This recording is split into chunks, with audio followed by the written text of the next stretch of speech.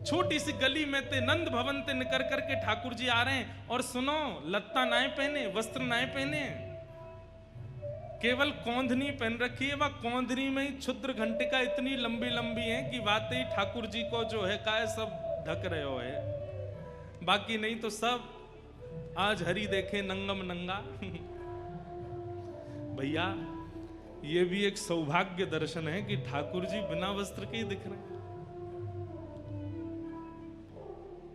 और ठाकुर जी दौड़ते भय जा रहे हैं, अनाज सब गिरतो जा रहे हो। 2.5 वर्ष के बालक की चाल सीधी नहीं होती।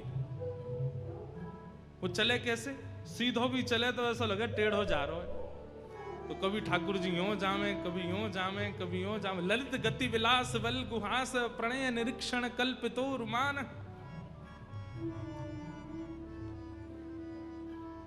इतने में ही वो फल बेचन वाली अपने सिर पर टोकरी रखे, अरे कोई आम ले लो, कोई आम ले लो, मीठे रसीले आम ले लो। कहती भाई जैसे ही आई और वाकई गलती ते दृष्टि पड़ गई, वह गली में जा गली ते नंद भवन ते ठाकुर जी अनाज लेके दौड़ते हुए आ रहे हैं। और जैसे ही देखी है ठाकुर जी की सूरत, भूल गई सब सुध। ठाकुर जी की रूप कांति कैसी है? श्री कृष्ण करणामृत में श्री विल्व मंगल जी कहते हैं कि ठाकुर जी का जो तन है, वो तन तो ऐसा है जैसे कि मानो गहरा नील सरोवर, एक गहरा नील सरोवर। और उस गहरे नील सरोवर पर ये 2 आंखें ऐसी हैं जैसे मानो 2 कमल खिले हों, सबसे आकर्षक 2 कमल हों। और कभी कभी ठाकुर जी दौड़ भाग करें तो ठाकुर जी के गाल भी गुलाबी गुलाबी है जाएं, तो ऐसा लगे 2 कमल ऊपर और 2 कमल नीचे प्रकट है गए।